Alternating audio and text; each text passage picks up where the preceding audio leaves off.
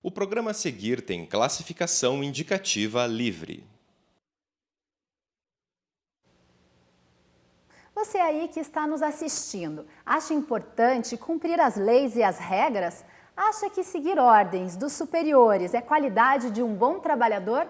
Pois saiba que eram exatamente estas as atitudes de grande parte dos oficiais nazistas responsáveis pelo assassinato de milhões de pessoas, especialmente judeus, durante a Segunda Guerra Mundial. Eles seguiam as ordens da Alemanha nazista, sem questionamentos. As leis, as ordens e as regras não podem ser maiores do que a capacidade humana de refletir e, principalmente, de se colocar na posição dos outros seres vivos.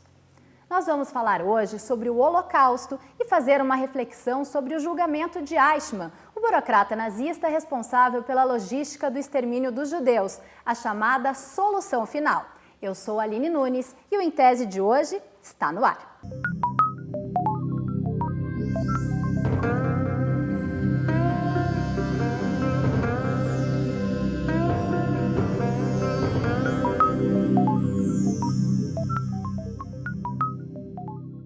A professora da UFPR, Marion Brepols, organizou o livro Eichmann em Jerusalém 50 anos depois. A obra reúne contribuições de diversos intelectuais sobre o livro lançado há meia década pela filósofa Hannah Arendt, analisando o julgamento do oficial nazista. Também nos acompanha nesta conversa a professora de filosofia da Faculdade Dom Bosco e mestre em ética, Maria Cristina Leite Gomes. Professora Marion, de que maneira que a Hannah Arendt fez a análise do comportamento do réu naquele momento do julgamento, quando ela foi convidada a fazer a análise desse julgamento por um jornal norte-americano? Bom, em primeiro lugar, quero agradecer pelo convite, a oportunidade de falar ao público e divulgar esse livro que foi feito num momento, na minha opinião, muito propício, porque comemorou não só 50 anos do julgamento, como quase que do próprio livro, né? Ela fez o livro um ano e meio depois do julgamento. A Hannah Arendt já tinha um nome e já era prestigiada no meio acadêmico, mas foi jornalista por um período muito curto de sua vida. Mas ela, como o próprio filme da Margareta von Trotta demonstra, né? Ela na realidade quis participar de uma forma mais ativa assistindo esse julgamento. Então, dessa forma, um pouco ela se ofereceu ao jornal New Yorker e o jornal New Yorker achou que seria extremamente interessante, dada o renome, né, a reputação de que ela gozava no meio acadêmico e político no que se refere à discussão do totalitarismo. E foi assim que ela foi levada, ela se dirigiu para Israel e assistiu praticamente todos os momentos do julgamento. Eichmann tinha se refugiado na Argentina, era um dos oficiais que tinha escapado de Nuremberg, do julgamento de Nuremberg, e ela então, ele foi, por uma organização judaica, levado, né, sequestrado mesmo, da Argentina para Israel e foi julgado lá, onde foi condenado. Primeira questão, né, por que Israel e não a Alemanha? Ele era nacional de lá, ou a Argentina, onde ele estava, ou um tribunal internacional. Começou por aí, né, as primeiras indagações da Hannah Arendt sobre esse julgamento. E o ponto central das suas conclusões, daquilo que ela evidencia, é exatamente o fato que causou muita estranheza da sua constatação de que Eichmann não era um ser monstruoso, um psicopata, ou uma pessoa que agia por uma convicção fanática, mas, ao contrário disso, era um homem absolutamente normal. Agora, a Hannah Arendt, professora Maria Cristina, ela também apresenta esse tipo de comportamento, um comportamento comum nos regimes totalitários, né? Essa questão da banalização do mal. Por quê? O ponto da banalização do mal é essencial para entender a obra do Eichmann, para entender o pensamento de Hannah Arendt nesse ponto. Eichmann é um sujeito normal. Eichmann é o nosso vizinho, é o camarada da padaria ou da banquinha de jornal. Ele é absolutamente comum. Um sujeito que cumpre as ordens que são dadas. O totalitarismo leva o sujeito a parar de pensar? Sim. Mas não só o totalitarismo. A nossa sociedade é marcada por essa falta de participação e de pensamento. As pessoas não se comprometem. A banalização do mal, ela está cada dia mais presente, ela é mais visível na nossa sociedade. E foi esse ponto que tornou, não o livro, o texto da Arendt tão mal visto, mas a própria pessoa da Hannah Arendt mal vista pela comunidade internacional. Como é que ela pode dizer que ele não é um monstro, mas que ele é um sujeito como qualquer um?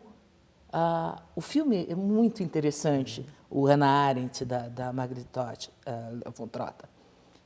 Ele mostra o Eichmann dizendo o tempo todo, eu cumpri ordens, eu cumpri ordens, eu cumpri ordens. Cumprir ordens é suficiente? Não, não é suficiente. Agora, professora Marion, esses foram alguns dos aspectos, mas a Hannah, ela também faz uma análise do trabalho da defesa e da acusação, né, durante o julgamento. O que ela percebe? Ela já inicia, desde o início, o primeiro capítulo se chama Casa da Justiça, casa onde se faz justiça.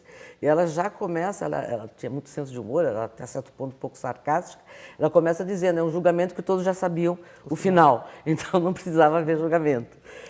Esse é o primeiro ponto. Segundo, que para o período foi um acontecimento mediático, então você tinha os holofotes da imprensa internacional, né, da mídia internacional. Na época, a televisão estava começando a existir no mundo inteiro e isso foi filmado.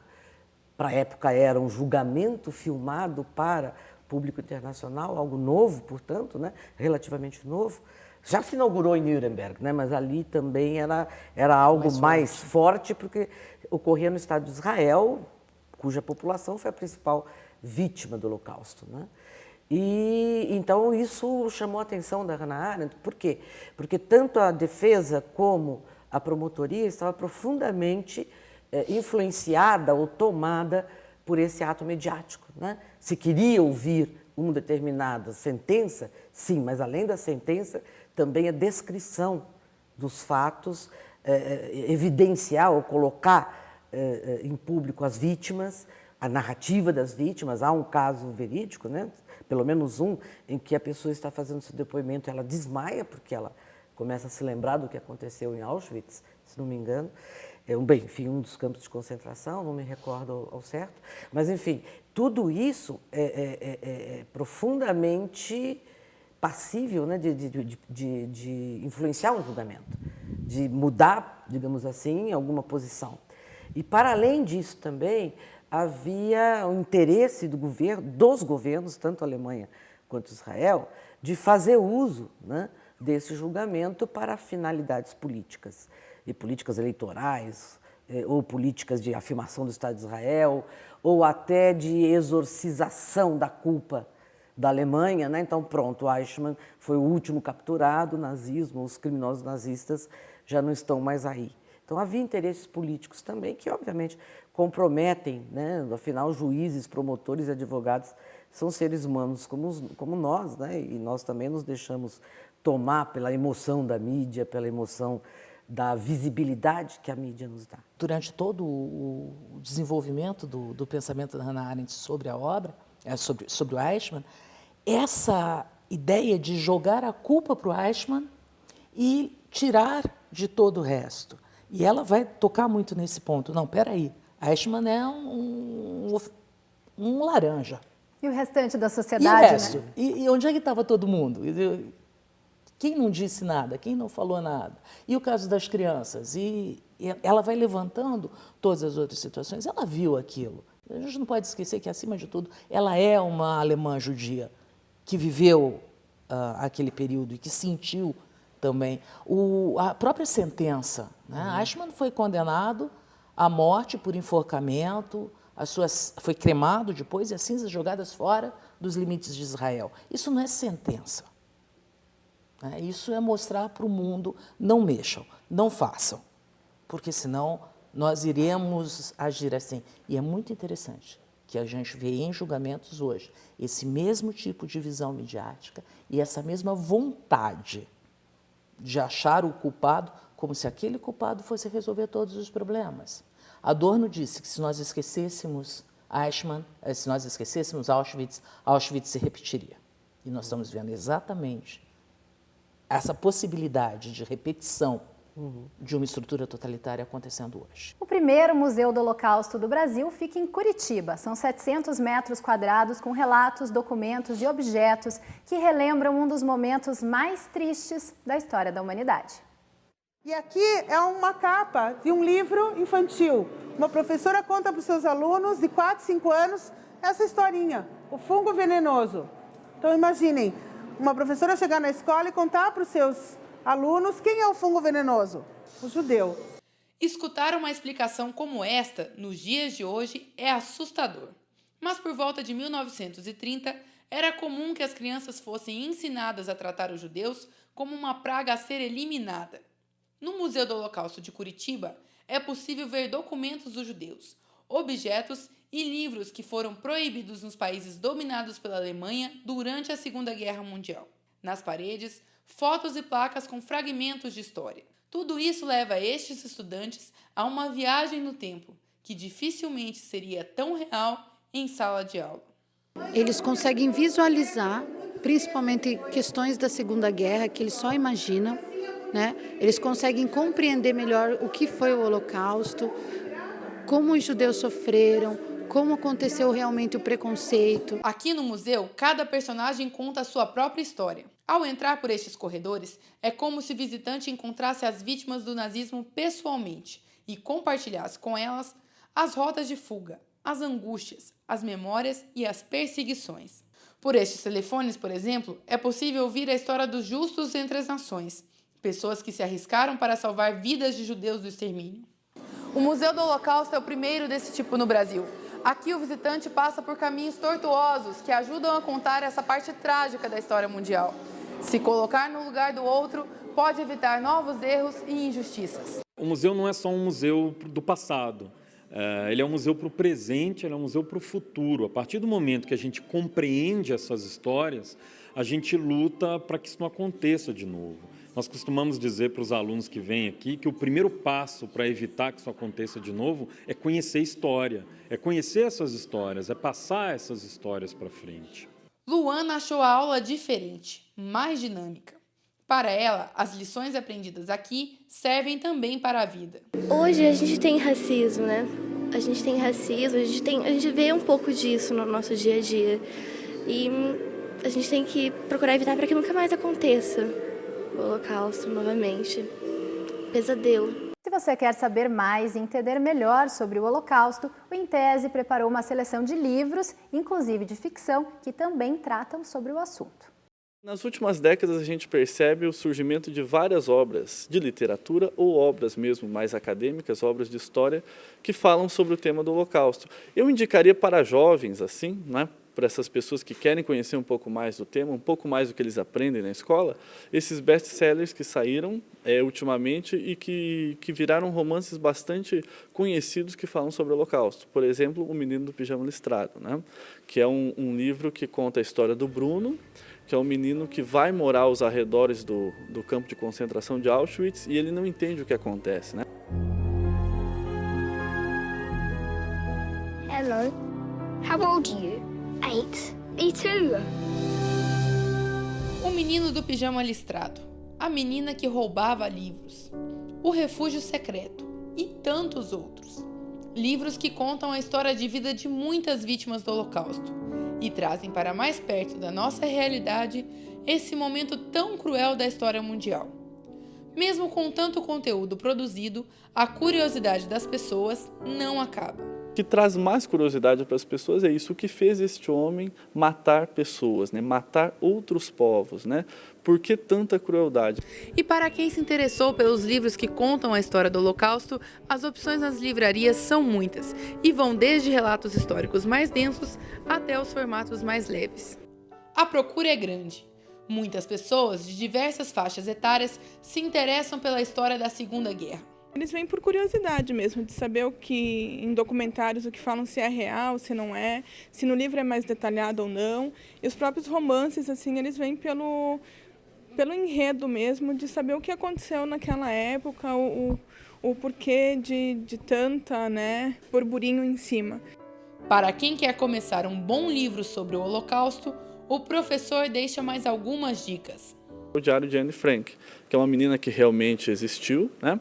Seus pais eram judeus e ela foi levada para o campo de concentração junto com seus pais. De lá ela foi separada dos seus pais e aos 16 anos ela morre. E um livro que surgiu em 2005, que não é tão comentado, mas que muitos jovens compraram na época, é um livro que é uma espécie de uma história em quadrinho, né? Uma caricatura dos judeus dentro do campo de concentração.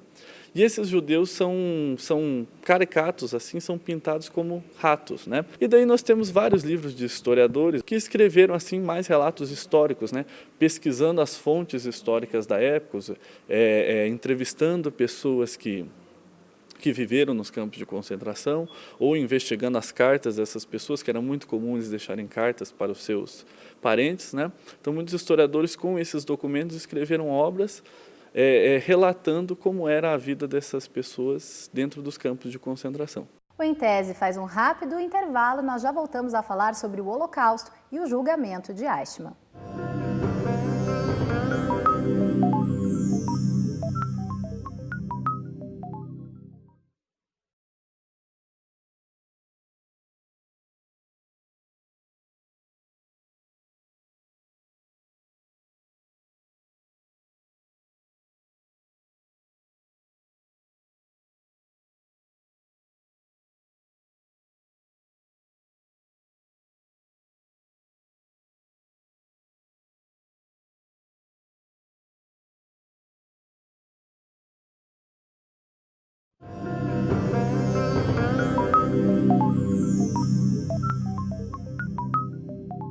A editora UFPR lança a tradução para o português do livro Travessia, da escritora alemã judia Anna Ziegers, que fugiu do país natal quando os nazistas chegaram ao poder. A obra tem alguns traços autobiográficos, pois fala das diversas partidas que a autora foi obrigada a fazer durante a vida.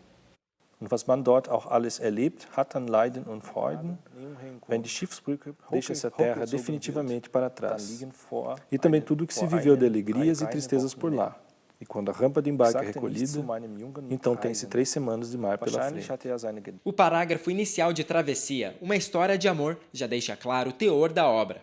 Um dos temas do livro da alemã Anna Ziegers é justamente o ato de partir, relatado através do narrador, um imigrante alemão que volta para a Europa depois de um tempo no Brasil.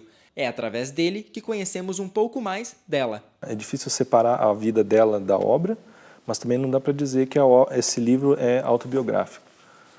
Ela presenciou, né, a derrocada da Alemanha na Segunda Guerra e a separação da Alemanha. Aqui acontece uma coisa parecida. Daniel foi o responsável por fazer de Travessia o 4º livro da autora publicado em português. A tarefa faz parte do doutorado em estudos literários e contou com momentos delicados, principalmente na hora de escolher termos, no mínimo, difíceis de traduzir. No alemão existe duas formas, o formal e o informal. Sie é o formal e o du é o informal. E a gente não tem um correspondente exato, assim, igualzinho em português. Poderia usar o senhor, mas não é em todos os casos que a gente usa o senhor. A obra de Anna Ziegers se encaixa na chamada literatura do exílio. A ascensão do nazismo na Alemanha deu início a uma fase conturbada da escritora. Ela foge para a França, depois para o México, retorna à Alemanha Oriental e chega a vir para o Brasil, onde inclusive se torna amiga de Jorge Amado. O contexto, toda essa efervescência do século XX está presente na obra e justifica a importância de Travessia. É importante porque reflete essa vida dela de itinerante, de autora que não sabe onde está exatamente a sua pátria, que viu a sua pátria destruída e reconstruída e dividida e assim por diante. Você encontra o livro Travessia no site da editora UFPR e nas livrarias dos campi da Reitoria e do Centro Politécnico. A editora da UFPR também acaba de lançar o livro Eichmann em Jerusalém, 50 anos depois, organizado pela professora da UFPR, Marion Brepohl. O Em Tese de hoje fala sobre a obra. Recebemos também aqui no estúdio a professora de Filosofia, Maria Cristina Leite Gomes. Bom, Bom, professora Marion, no primeiro bloco a gente falou sobre alguns aspectos da obra da Hannah Arendt, que deu base para o livro que a senhora organizou. E agora, nesse segundo bloco, eu queria falar sobre um aspecto em especial. Ela fala um pouco sobre o direito internacional, até porque ela teve a oportunidade de acompanhar o julgamento do Eichmann. Que apontamentos que são importantes que ela faz, que nos trazem informações até para os dias de hoje? Ela não foi jurista, ela foi filósofa, teórica política, como ela gostava de dizer, se sentia mais à vontade dizendo isso, mas ela orientou professores, pesquisadores na área de direito, dentre os quais eu gostaria de citar o Celso Laffer, é o único brasileiro que foi orientado pela Hannah Arendt e que, inclusive, abre essa coletânea, né? E ele mostra com toda a propriedade como a obra dela foi importante para deliberar no direito internacional a respeito de crimes de genocídio. E nós temos, depois do Holocausto, diversos episódios vinculados, associados ao genocídio. Eu apenas posso citar o caso de Ruanda, né, em que você teve realmente ali, sem dúvida nenhuma, um genocídio muito, muito trágico, né, e que isso vem, então, sendo discutido pelo direito internacional. Então, ela foi muito importante, não só nesse tema, mas nesse tema em especial, a partir do caso Eichmann.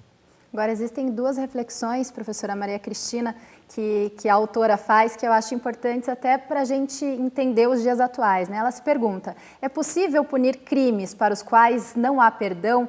E como perdoar crimes para os quais não há adequada punição? A gente vive um pouco isso hoje, né?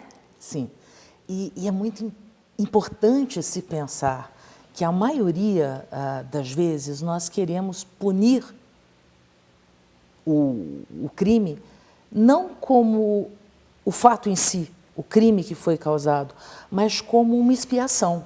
É uma sensação de catarse mesmo. Nós queremos viver aquela punição, aquela vingança de uma forma mais exacerbada. Arendt diz isso no Eichmann, né? Eichmann tem que ser punido, mas ele tem que ser punido justamente por ter cometido um crime contra a humanidade, no corpo de judeus, mas ele não cometeu um crime contra judeus. O crime dele é um crime de genocídio, sim, é um crime contra a humanidade. E é nesta situação que eu penso muitas vezes aquela sua pergunta lá do começo do programa, porque as pessoas olham e falam assim, mas eu estou cumprindo lei. É o governo americano, é o governo iraquiano, eu estou cumprindo lei, eu estou cumprindo a lei, eu estou cumprindo a ordem, mas essa ordem não pode ser maior do que o respeito à humanidade em si. Né? O fato de que o humano, se é humano, é racional, é capaz de pensar, é capaz, portanto, de definir.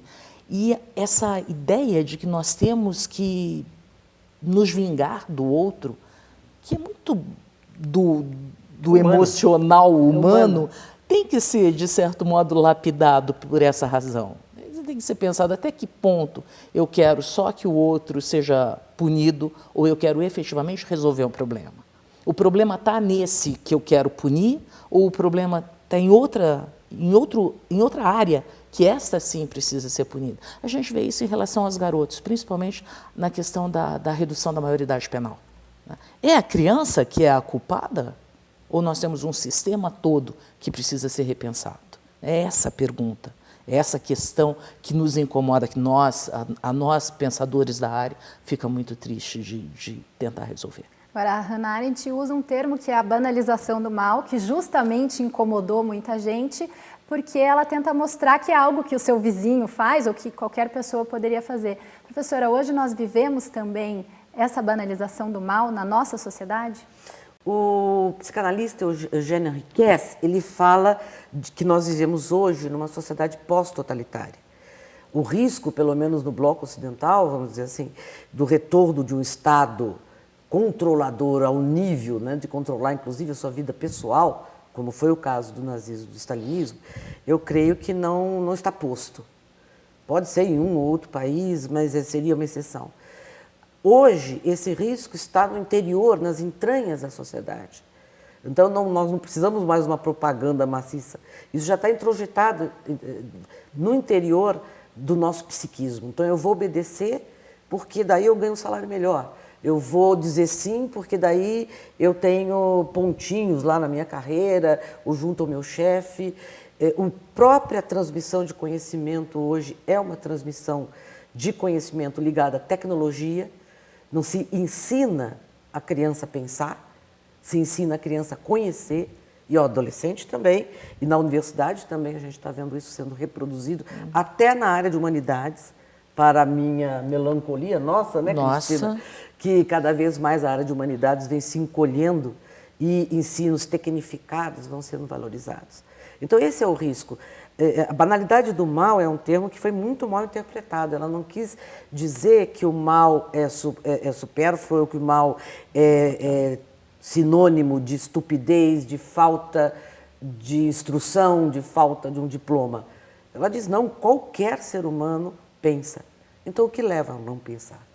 Desde que nós temos 2 anos, talvez até na barriga da mãe, o nosso cérebro está em atividade. E o ser humano é uma espécie que tende ao vínculo social, que quer o vínculo social. Então, o que ocorreu? Porque naquele momento, e também na vida que percorre o século XX, chegando ao século XXI, o conhecimento está sufocando o ato de pensar. Para dizer que um dos legados do pensamento arendtiano é justamente dar essa importância do pensamento, da reflexão, lembrar que o humano, antes de tudo, é um ser que precisa pensar? Sem dúvida, sem dúvida. É a terceira fase da vida do espírito. Né? Que é o livro dela. Que é o livro dela. A última obra dela é justamente a questão do pensar e do julgar. A importância que existe, tanto no julgamento quanto na ação, né? Que é próprio do humano.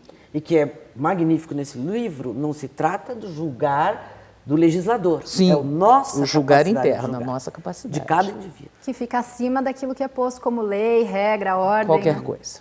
Agora, professora Marion, para finalizar, o livro que a senhora organizou traz como frase, o subtítulo é 50 anos depois, né? 50 anos depois, o que fica dos apontamentos da Hannah Arendt para a nossa sociedade refletir sobre o momento em que a gente vive? Eu também digo aos meus alunos, não sei se a Cristina está de acordo comigo, que, na minha opinião, a Hannah Arendt é uma nova episteme. Né? Ela propõe uma forma de pensamento que não está à esquerda e à direita, que não é mais, enfim, depois do fim do socialismo soviético quanto tal, depois da queda do Muro de Berlim, não por acaso, aí ela começa a ser apropriada de uma forma mais saliente, de uma forma mais quantitativamente expressiva. Ela está sendo traduzida no Japão, ela está sendo traduzida em vários países onde ela praticamente não era conhecida. Né? Então fica aí o desafio, eu não posso ter certeza do que vai acontecer daqui 20 anos ou 30 anos, mas eu penso que é um sistema filosófico que traduz uma grande novidade histórica, né? E que, ao mesmo tempo, reflete a insuficiência da gente pensar com as ferramentas com as quais nós pensávamos no século XX. Então, eu acho que os 50 anos depois não é só do livro do Eichmann, mas é também um convite a pensar diferente. E pensar juntos. Né? A pensar de novo. E pensar de novo também. Professoras, o Intese agradece a participação de vocês. Obrigada. Eu que agradeço, né? Eu agradeço também poder ter vindo. Poder conversar com uma pessoa tão agradável. Obrigada. Cristina e Aline. Né? Muito obrigada. O Intese desta semana falou sobre o livro Eichmann em Jerusalém, 50 anos depois, organizado pela professora Marion Brepohl. O livro está disponível no site da editora UFPR e nas livrarias dos campus da Reitoria e do Centro Politécnico. Nós ficamos por aqui, mas no nosso site você pode rever este e outros programas. A gente se vê novamente na semana que vem. Eu espero vocês.